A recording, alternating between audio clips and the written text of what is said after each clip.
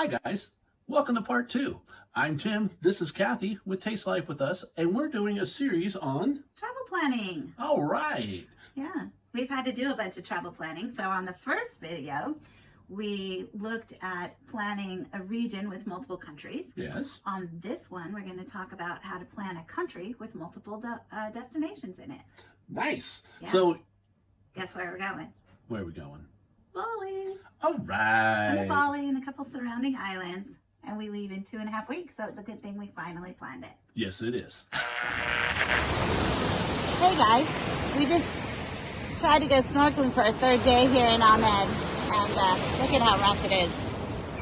Look at how rough I am. Hold on just 1 second, I'll be right back.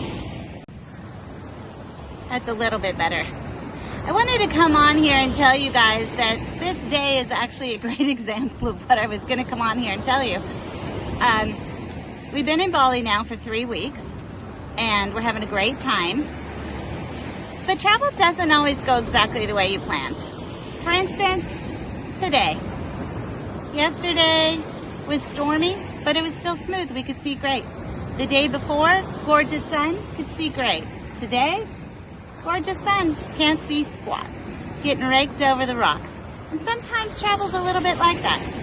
So, as we went along here on the ground, realized that we could have done some things better on the planning.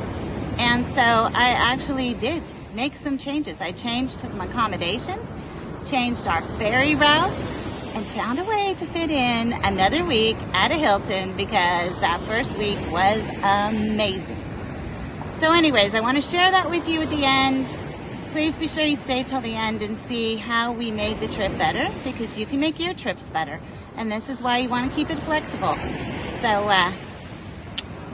talk to you in a few minutes after you watch the rest of the video.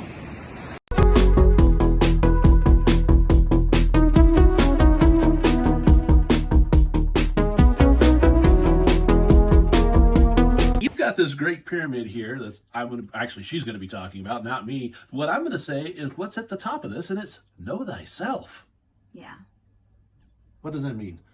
Well, basically, you're you. That's not going to change because you're on vacation. You're going to have the same comfort levels that you have at home. You're going to have the same physical stamina that you have at home. So what you're telling me is I need to know whether or not air conditioning is important to me. Exactly. What kind of food I like.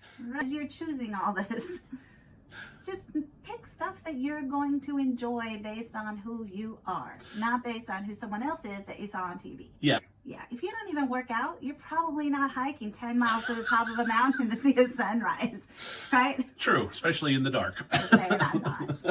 That's what I'm saying. Well, are we ready to get started? We are ready to get started. So what are we looking at first? We are looking at experiences. Right. So basically, let's dream a little bit. Exactly. So you can do this part with me. This doesn't involve skills at all. Wow. I'm the planner, not Tim. I'm the dreamer, so we're okay there. So what kind of experiences do we like? Well, when we talk about us, we like wine tasting. We like snorkeling. We like gardens. Mm-hmm. We like tea. Mm-hmm. We like seeing wildlife. Yeah. We like mild to moderate walks. Yes. So basically, what we did is we wrote down those experiences that we like. And because we've watched a lot of YouTubes on Bali, we know that there's beautiful waterfalls, for example. Yes. There's amazing temples that are a cultural experience. Yes. We looked at those kinds of things, and we did some research. The second step, research. Our favorite research is YouTube. Her favorite research is YouTube. That's true. We watch a lot of YouTube as we think about where we want to go, because we want to see what it looks like and how cool it looks to do it and whether it fits us. Yeah. Like waterfalls. We've done waterfall rappelling and it was a stretch. And we're watching some other people jumping off these high waterfalls. That's not going to be us. Nope. But the little slide ones, we can do that. Yay. So we start making lists of the places that look really fun to us on our experiences list. And we look at TripAdvisor. You're becoming a TripAdvisor expert. I am. Well, let's not go with expert. Let's say I'm learning it. So I'll show you a little bit, but how to look for things on TripAdvisor. Absolutely. And this is a great way to research because, as you know, there's a little heart on each experience, and you could put a little heart and add it to a trip. And then at the end, when you've got all your little hearts from your country of all the things you want to do, you click on the button that says map, and there they all are spread across your country. And you can look at them and see, like, okay, I like a lot of stuff in this area, a lot of stuff in that area. Wait. What if something's way out of the area? We'll get to that later. Okay. Okay, but for now, we're still researching. We could Google. Wow. We There's know a how thought. to do that too. Google the best snorkeling in Bali. Whatever country you're doing, just start looking at the best lists of things to do, the things you like to do that you put down as your experiences that you would like. And so, you know, we want to go to some temples and waterfalls. Mm-hmm. So I just Google temples in Bali. Just start looking at pictures. Oh yeah, I remember seeing that one. That one looked great. That one looked fun. That looks like a good waterfall. Mm-hmm. And then we find those on TripAdvisor. Give them a little heart. Yep. So that we could plot them, because It's really a simplified way of making a list of things Yes. you may want to do. yeah, and maybe you've been keeping this for a long time. I have. Mhm. I use OneNote. There's a million different things you can use to accumulate, like links to web articles that talk about places you want to go, notes about everything from the visa that you need to get in there to the kind of mosquitoes they have and what to watch out for. And that's kind of the stuff you covered in the first video, right? Right, but also just practical things Mhm. like, you know, if you get Bali belly, what do you do, right? Here's a list of things to do. So I keep all kinds of notes like that, but also notes on locations and places we want to go. Okay. And is there wine tasting? That was a big surprise. Yes. There actually is. We're going to try it. I don't know what it's going to taste like, but we're going to try it, right? Right. So keep it in OneNote, keep it in TripAdvisor, maybe keep it in Facebook. I keep lots of saves on Facebook because before we know we want to go to a country, I sign up for like a Bali travel group on Mhm. Facebook, or, you know, we've been in Australia and New Zealand, so I've got Sydney travel group and a New Zealand travel group. It's a great place to ask questions, get suggestions, Right. see what people are doing, and I just save all that stuff to my country folder in Facebook. Because it's a great resource to use. Yeah, so I just start looking through all that research and just kind of start plotting it down. I'll show you some pictures of where I just plunk down all my research. I'm a messy writer, huh? Well, I just tell you, it's neater than mine, so you're in luck. Well, and if you're researching things, are you really typing out all your messy notes that you're just going to cross things out and use and not use? You're just going to slather it somewhere. So that's what I do. I put it in ColaNote, which I discussed in detail in the previous video. Okay, so I think we're going to get into a little more details here. All right. We are going to start talking about plotting the possibilities, which we did talk about, and then we're going to get into choosing location. So you could go for now. Will you come back later? She doesn't need me right now. It's okay. Will you come back later? Of course. Okay. Bye. Bye. This is super important. Before you even start trip planning, you need to look into your visa situation for that country. For instance, in Bali, if you get it online, an e-visa online, you can renew it online for an extra 30 days. So it's 30 days plus 30 days. If you just get it on arrival, when you get to the airport, you get 30 days. And in order to renew it, you have to go into one of its certain offices where they do this, and it's kind of a hassle. So you don't really want to get into that situation. Sometimes you can just scoop in and out of a different country and it starts your visa over. But Bali is not that close. You would have to take a flight. Other thing you want to keep in mind with the visa is you might want to just leave like a couple days early. We always do that just in case there's a weather problem, the plane's delayed, whatever's going on. We don't want to be paying fines for still being in the country afterwards, or worse yet, getting banned from that country for a certain number of years for overstaying our visa. So you definitely want to look at all of those things before you get started so that you know how much time you really have to work with. Okay, so now we're going to get down to business. Now you've plotted everything that you're interested in something like TripAdvisor, and you're going to pull it up on the map, and you're going to notice, like Tim said, there's outliers.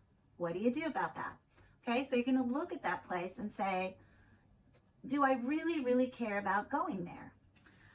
Okay, so I've popped up a little picture of mine out there, and you can see this outlier way off on the far left top side. It's called Mangalan Island.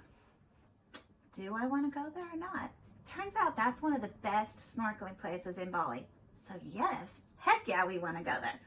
So I found out though, if you look at it, you know, it's water from the other area around Lovina where everything's plotted up to Mangalan Island. Turns out you can take a snorkel trip from Lovina on a boat out there and do it. So that's what we're going to do. Another one we wanted to go to was Uluwatu. So that's kind of a big day, but you can do it as a day trip from Sanur. So that's what we're going to do with that outlier.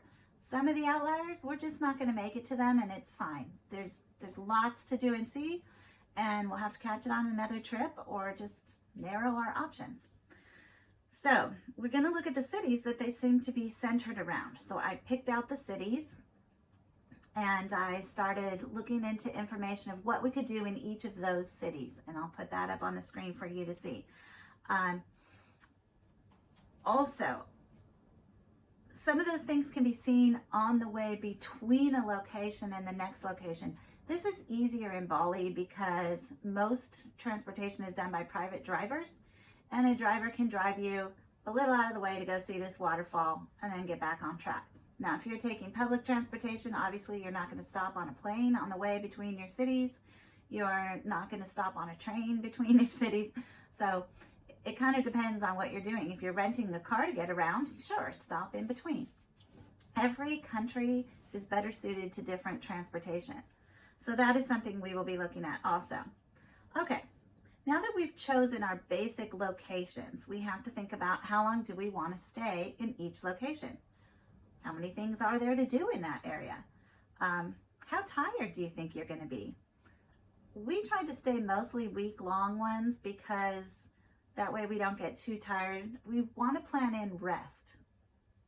Whether you're on a vacation or it's your full-time life like it is for us, you still need downtime. It's not a vacation if you get home more exhausted than you left. You want to have some rest time. You also want to have some buffer days. When you're in a foreign country, you can get sick.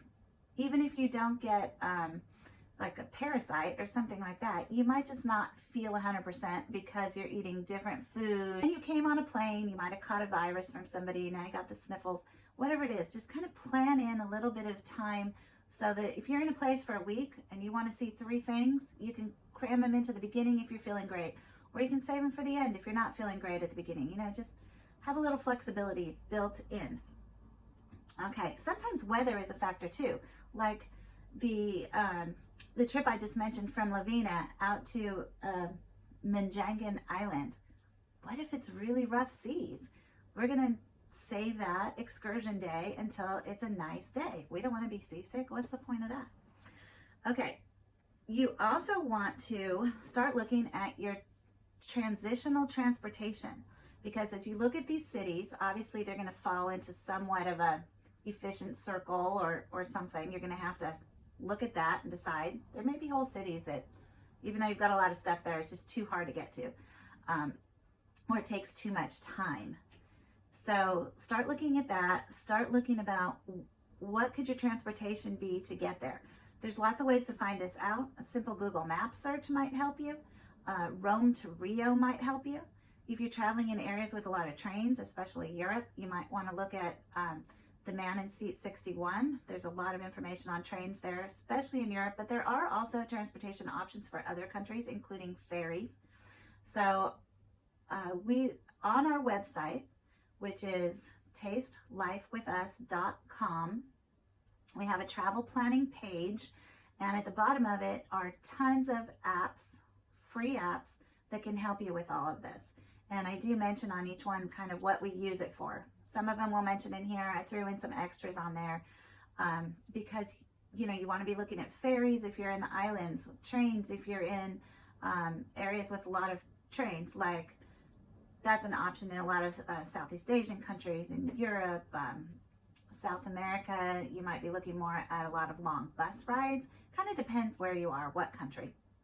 So you can look at your transitional transportation, what it's going to cost you. Is that reasonable? How much time does it take? Is that reasonable? Is it available on the day you want to change locations? So for example, let's say you want to take a ferry out to an outlying island, but it only runs 3 days a week or something. Obviously, you're going to have to plan your travel days around that. You want to keep holidays in mind. For instance, as we looked at our trip and where we wanted to go, at first I thought, well, I've got 1 week booked in Sanur, which is only a short distance from the airport. So I thought, wow, maybe we'll just go back to the airport. We'll fly to Lombok. We'll take the short ferry to the Gili Islands. Well, it turns out it's a holiday called Eid, and it's a Muslim holiday, so there are restrictions on the food that's available. Well, Lombok and the Gili Islands, like most of Indonesia, is heavily Muslim, so that area will be affected by that holiday. Bali is a little unusual. Even though it's in Indonesia, it's more Hindu, so it's not so affected by that holiday. It's more affected by all the people that vacation after the holiday. So that's another thing we had to take into consideration. But we didn't want to go to Lombok and Gili Islands during that time. So I reversed our trip again so that we were heading up towards Lake Baratan, and then on up to Lavina, and then back down to Ahmed. And from Ahmed, we will go to Padang Bai and get the ferry over to the Gilis from there. Because we're doing it that way, I just cut Lombok off. We just didn't really have time. Also in my research, I found out that there used to be a ferry from Ahmed, which I thought still existed, but turns out it does not. So luckily I was looking into that before I locked in our dates, because we had to add another place, which was fine. They have some great snorkeling down in Padang Bai also. So that's kind of how that's going around, and then we'll head back over to the other side and do a couple other things. You do want to know where your drop-off location is going to be in the town you're going to, and how you're getting to your accommodations from there, especially if you come in very late at night. You really want to be careful of this stuff, because there's a lot of places where you get to and you find out that it is a very steep uphill walk on cobblestones or upstairs with all your luggage to get to your accommodation. So it may not look very far on the map, but it might be a really hard walk. And it might even be a walk that you have to walk. You can't quite get there in an Uber or a taxi or what have you. So you want to know what your transportation options are. We recently have been to some places where there's no ride share. There's just buses. Luckily that place, the bus ran pretty late. However, when we arrived in, that was on Waiheke Island in New Zealand. When we arrived in Napier, New Zealand, we thought there would be a bus available because Google Maps said there was. When we got there, and we found out that the buses completely stopped running at 6 o'clock. So we ended up getting a ride share. Luckily they had one. You really need to be aware of this transitional transportation, because we're taking a ferry out to Nusa Lembongan, and the ferry drops you off out in the water at about knee level. So you don't want to have your suitcase trying to haul it from this little boat out to the sand and to a hotel. So we're going to go to Sanur, stay near the harbor, leave our luggage there, go to Nusa Lembongan with a backpack, come back, get our luggage from the hotel, stay another night, and then move on. Or you could use a luggage storage place, but you got to research and see if there is such a thing. Okay, so now that you understand your transportation between cities and you know where you want to go, you're ready to plot your best route and assign the dates and how long you're going to stay there. So while you're doing this, be careful. Is there a time-sensitive event that you really want to be there for? If you saw our previous video, we want to be at the Lantern Festival in Hoi An, Vietnam. So we've got to hit it on that date of that month. We definitely want to see the bioluminescence in Pangkor, Malaysia. So we've got to be there on a very dark night. So we're limited to a few days a month. So we've got to make sure we hit that at the right time to see what we want to see. So keep those in mind there. We also want to have smooth transitions. So if we just took a 10-hour flight to get someplace, we're not going to get on a train for 2 hours. We're going to stay at an airport hotel. We're going to do the rest of it the next day. So think about those things and what your tolerance for travel is, and whether this is going to make it enjoyable or it's just going to make you kind of exhausted and bickering and off to a bad start. Okay, you also want to book your flights, ferries, trains, long bus rides after you've already verified that you have affordable, available lodging. Because you may get to the actual booking process and go, oh, I didn't realize it was so expensive there. Or, wow, I guess it's high season and everything I'd be willing to stay at is already booked up. those things cause you to readjust your plan. So don't book anything you can't get a refund on easily and quickly until you kind of have the whole big picture secure. While you're doing this, of course, you also want to stay aware of holidays, which we discussed in the previous video on part 1 of our travel planning. This has affected our trip to Bali. For instance, the Eid holiday, like I told you, affected the order we did things. But then also there's another holiday on May 23rd called Vesak, something like that. Well, anyways, probably a great holiday, parades, and who knows what's going on, but definitely lots of traffic. So that is not the day we want to try to get to the airport from about an hour away. We're going to travel the next day. Also be sure you're watching your visa limitations, because when I had to change the flight from Bali to Bangkok, pushed us a little closer to tapping out on the visa length. So you just be careful of all of that as you're considering all of these different options and how the pieces of the puzzle work together. Hey, so we brought me back in here because now we're to something that's important. Something Tim cares about. Booking. We're talking about booking, and one of the first things you want to throw out there is, what kind of accommodations do you want to book? Exactly. You might want Airbnbs, especially if you're staying for a long term and you want that month discount. Mm-hmm.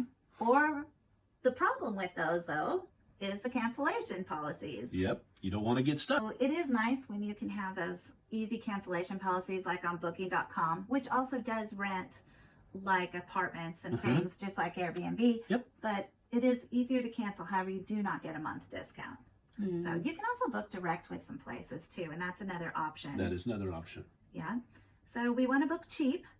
Yes, we do. Always, as cheap as possible, but we want to get what we want. True. And that's where all of this, comes into play when we talk about, your traveling styles. What do you appreciate? Because, cheap, dirt cheap, hostel cheap, that's not me. I can't do it.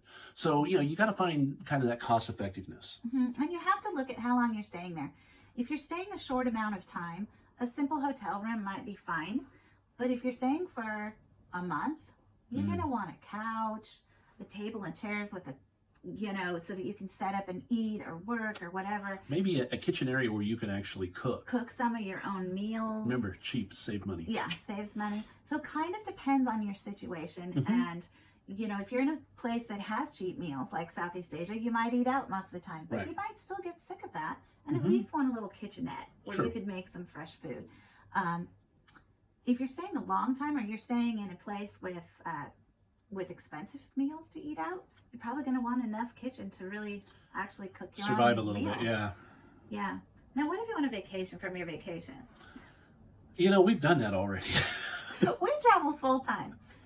And so sometimes you do just need a vacation from that travel life, which sounds indulgent, but sometimes you just book yourself a 2 or 3 day stay in a nice hotel where everything is just kind of pampering you. Yeah, you can do that. Sometimes we do that with cruises. Use them as a vacation because you're just taken care of. But a luxury hotel or an all-in-one type accommodation, all-in-one resort. And if you can get it with points, even better. Yeah, that's where we like to spend our points, on the expensive stuff. So like we said, there's different types of accommodations you can use. You could book a resort, use it as a vacation, or maybe you're just a luxury traveler. That's fine too. Or maybe you want a local experience. If you want more of a local experience, you might want to stay in like a B&B type accommodation that's, more where the real people live, not in the tourist areas.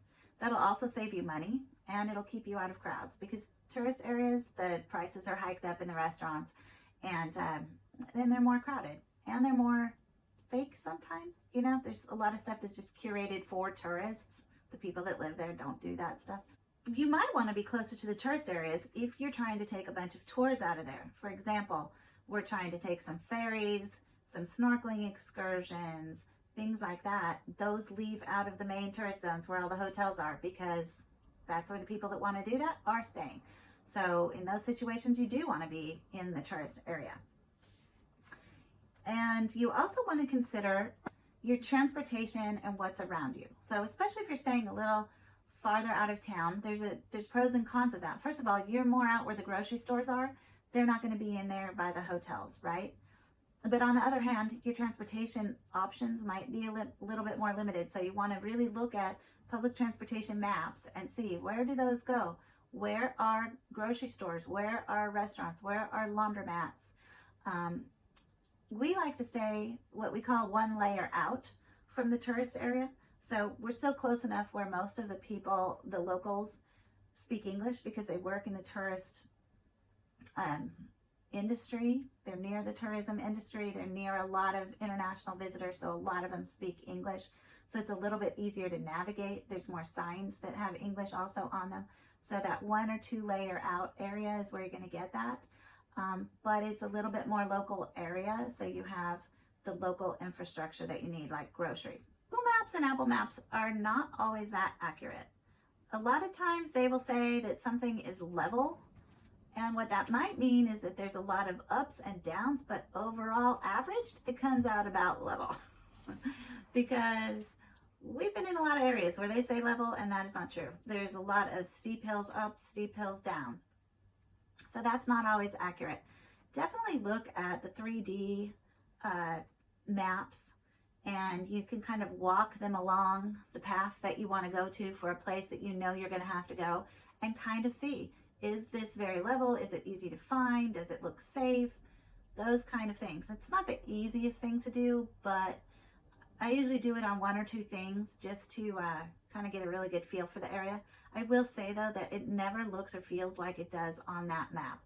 Those maps sometimes are really old and things have changed. On the other hand, things often are a lot nicer than they look on there, but also it's really hard to tell elevation even on those things. Sometimes it doesn't look like it's much of a hill, but then it is. So anyhow, you find out some different options as you start looking at the maps and researching it.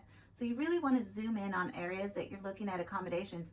What are the neighbors? If you're kind of zeroing in on one certain place you want to stay, are you right next door to a bar that advertises loud music at night, live music?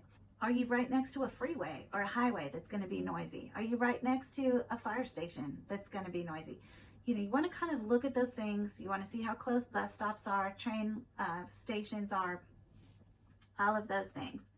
In addition to the public transportation, it's good to Google whether they actually have ride shares in the area that you want to go, and whether they have electric scooters. We have used those a lot. They're really nice. You can walk down the hill, go get all your stuff, and then ride a scooter back up. Another thing to consider, if you're on an island perhaps, which side is sunset? Which side is sunrise? Are you a sunset person, or are you up for the sunrise? Are the beaches sand or rock? Those things matter. Not everything that looks like a coastline is what you might consider a beach.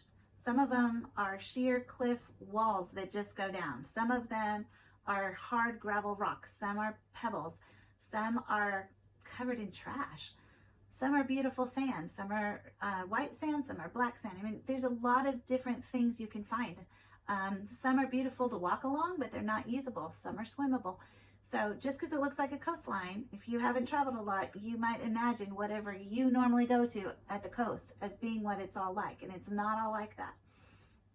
Okay, also, where is it safe? And it's safe to walk at night. So really look at those things.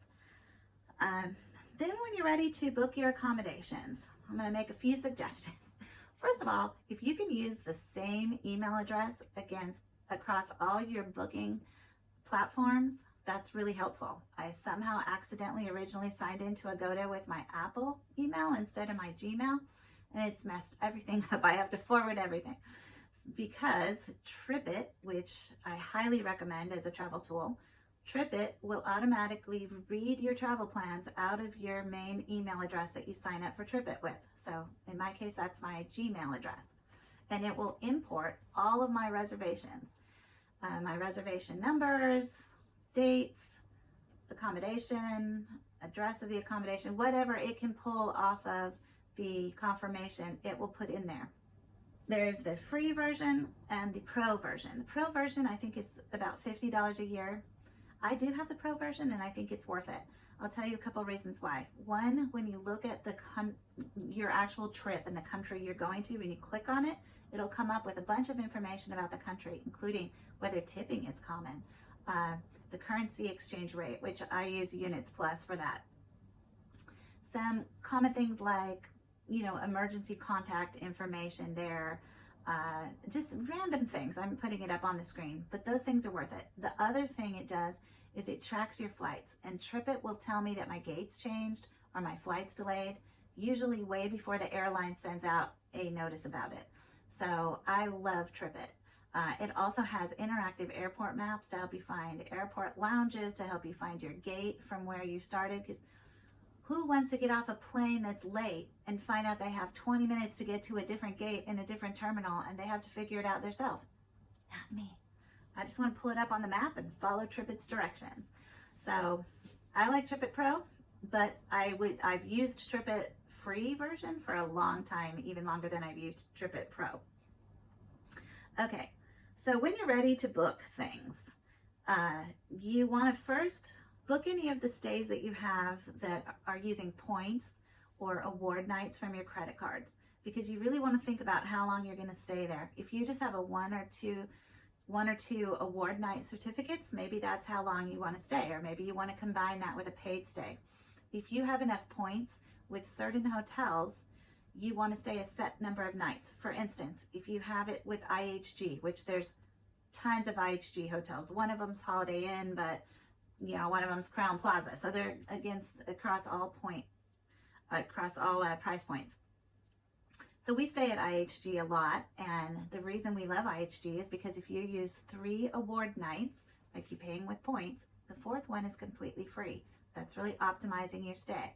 Marriott and Hilton have a similar thing where your 5th night on a point stay is free. So, if you have that, why stay 3 nights at IHG when your 4th night's free? So you want to plan those in first if you're going to use them. Then you want to look at, do you care about the cancellation policy and how flexible it is? If so, then you might want to stick to like Booking.com and Agoda and whatever ones are more popular in the area you're going. But those ones tend to have pretty short cancellation policies, like where you can cancel up to 48 hours in advance or so. So look at the booking and see, because when you choose your room, some will be cancelable and some will not be cancelable. I will also say on hotel points, usually you can cancel those up to pretty close to the stay too, but read the fine print. Okay, so now let's say you're in Booking.com. We're just going to use that as an example because it's very common, and the more you book there, the higher your genius level, the better your discounts. Okay, first you can filter, and you can do this in any accommodation. You can filter it by different things. So, for instance, we're going to Bali. I'm filtering for air conditioning. That's my comfort level, and I know myself. We need air conditioning. We need, we don't have to have one bed, but if we do, it needs to at least be queen size. So I'm looking at that. We don't have to have the breakfast included, but sometimes that's a good deal. So, pick the things that you care about. Do you want to be right on the beach? Do you want to be a mountain view? Depending on where you're going. Do you want to be a certain distance from the city center? You can filter a lot of those things.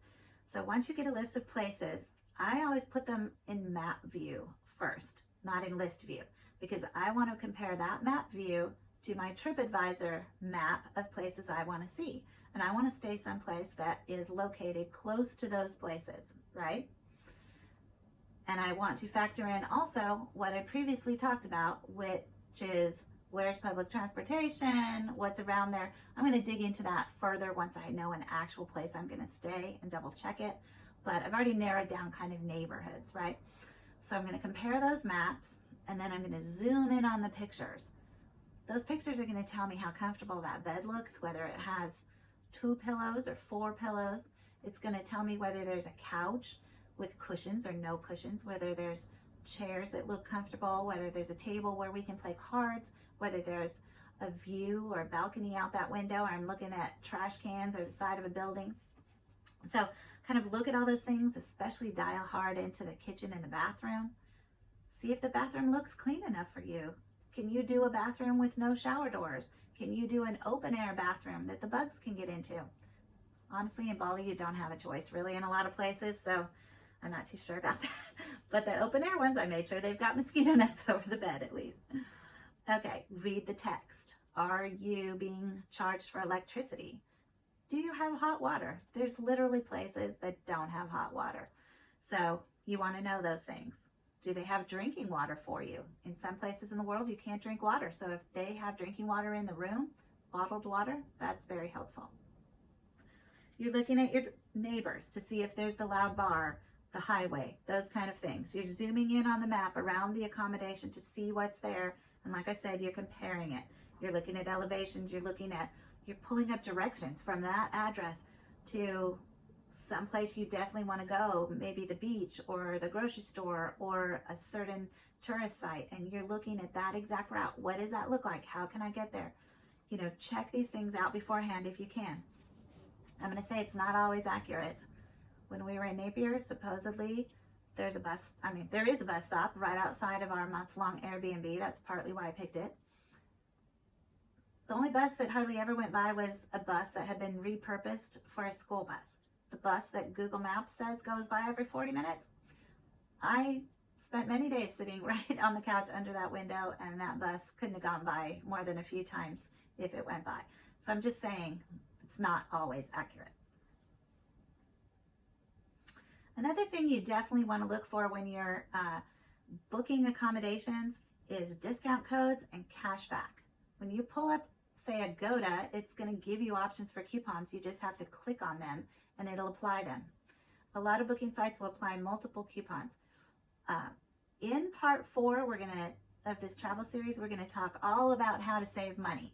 And a lot of it has to do with hotels. So be sure to watch that. But for now, I will tell you that things like Booking.com, even Airbnb, you can find discount codes. And you can even layer these things by using maybe gift certificates that you've bought with point cards, and that you're using cash back codes and discount codes, and you're layering all these discounts until you're getting a really good deal. So when I booked those 58 days or 58 nights in Bali, so when I just recently booked 58 nights in Bali, the average per night is $32. Now, Bali is a cheap place to stay. That's a fact. But we are not staying in the cheapest places in Bali. And we still got it down to $32 a night. And that's not even counting a bunch of cash back of 10% on Booking.com that I'm getting. So that's a great deal. Even if you take out the 1 week of free point stay at a hotel, then that 51 nights still breaks down to $37 a night. So I think we got good deals, and I want to show you in part 4 how to get some good deals. But I'm just mentioning a couple of things now.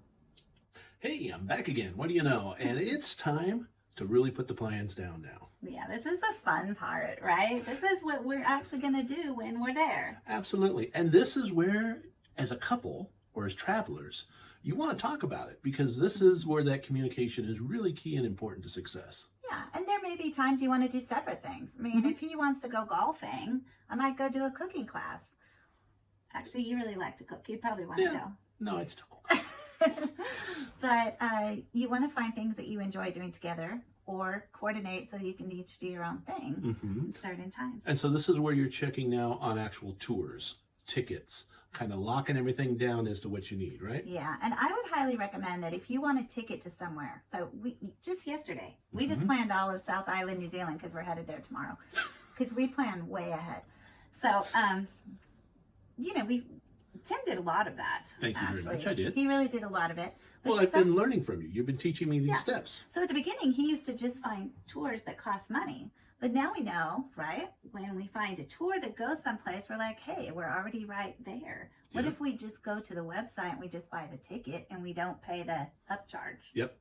Just show up and get the ticket and do it. But even we've bought tickets online ahead. Yeah. Right? We bought some for a couple places we want to go. Yeah, and one or two of those places we looked at, they were almost sold out. Yes. To be honest, even though those places maybe are like 2 weeks out right now from the date we bought the tickets for, we got like the last couple slots. Yeah. So theoretically, I really should have done this a while ago. Like, there's a couple things we want to see. There's a dark night sanctuary where you see all of the stars and I don't know, out of constellations, everything out of their giant telescope, and they teach you about it, and it's the southern hemisphere, so it's different, and all of that. So anyways, we got the last 2 slots on the day we could go. Right. The other thing was to see the penguins, because there's penguins in South New Zealand, and you can go to this place and see the penguins when they come in at night. Got the last 2 slots there too.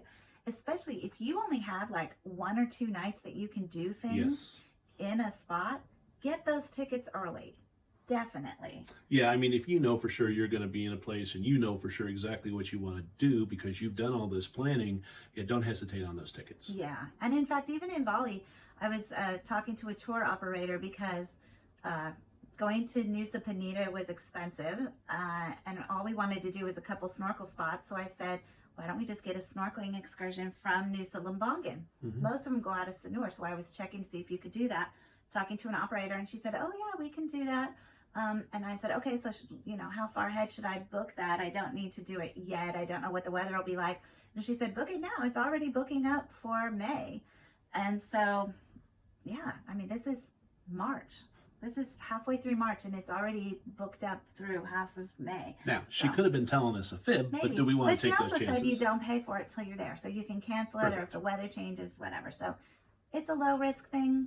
I'm going to do it. Yep. I'm always careful about booking boat-oriented things ahead of time unless they will refund you when you cancel, because we have lost a chunk of money on that before one time. Yeah, we have. Yeah, but still, better to lose the money than to be sick all day on a boat in bad weather. Right. Now, just as a segue into some other stuff, I want you to think about this. Don't forget relaxation and room to make changes in your scheduling. If you're buying ticket after ticket after ticket after ticket. Don't do that. Yeah, definitely. I mean, we only book the stuff that we really want to see. So maybe one thing per place, maybe a couple things per place if we're there longer.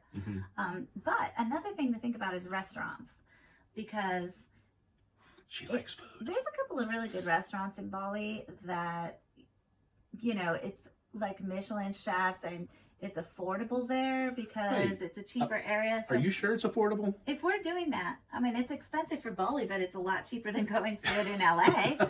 So yeah, I need to look into those because they book up early. And she needs to look into it to show me what they cost. I'll let him know when we're on the way. Too late then. But definitely, our best experiences in travel always are by what we call serendipity. It's just stuff you stumble upon, you accidentally fall into. You're just doing your normal thing, and then you meet somebody, and it leads to this very local experience you could have never guessed would happen. And you would have never known about. Those are the best parts of travel. Absolutely. For sure, those are the best parts. So leave time to just wander and explore and be open to whatever. I mean, obviously not scams and things like that, but adventure. Be open to adventure and step out of your comfort zone a little bit. I come. Just because you're out of shape, you might not hike 10 miles up a mountain. Why do you keep talking about my shape? Because that's me. I'm going out of shape. But you know what? When there's somewhere you want to go, you can go farther than you think. So maybe a couple miles isn't out of the question to go see some amazing thing. So definitely just stretch yourself and enjoy yourself and leave room for all that. And once you've put all these plans together, check your TripIt. Make sure everything's in there. If it's not, and you have a good confirmation, just email it to plans@tripit.com, and hopefully it'll add automatically. If it doesn't, you can add it manually, especially if it was on a PDF. Sometimes those don't work. Add it to a calendar, whatever your calendar situation is. I use Colanote, like I explained before. I have a PDF of a calendar. I like to handwrite it and make sure everything matches up perfectly. Perfectly. Well, and if you think about it, this is your organization of it, because you don't want to be double booking yourself on those days. Or you don't want to accidentally realize that you left a place one day and you got to the next one the next day, and you bought the ticket on the wrong day. There's no place to stay that one night in between. That is easy to happen. Keep track of your emails. I set up like an email structure in my Gmail over to the side that's all our travel plans by locations, and I put the emails into the proper location so that when something comes up and I have to find it, it's right there.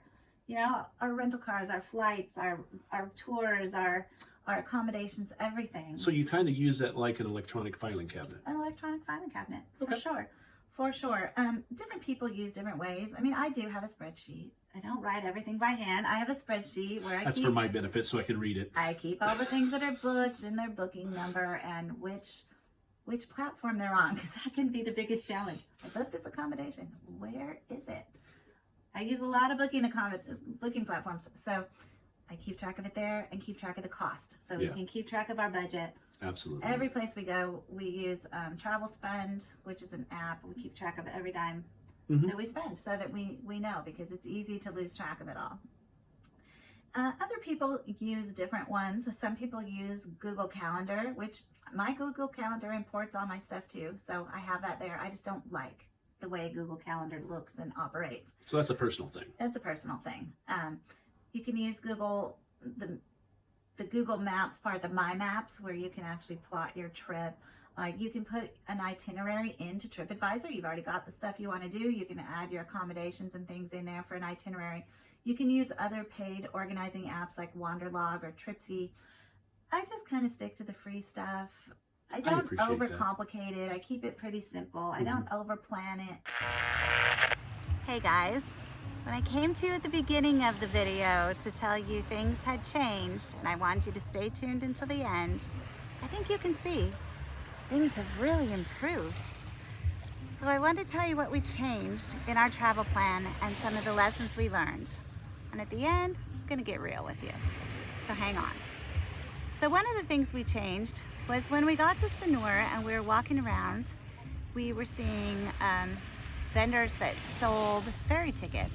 And we realized we could have just taken the ferry from the Gilis to Lembongan and then to what is now our new hotel for the end in Nusa Dua. And that eliminated 2 hotel nights in Sanur by the port that we were doing nothing.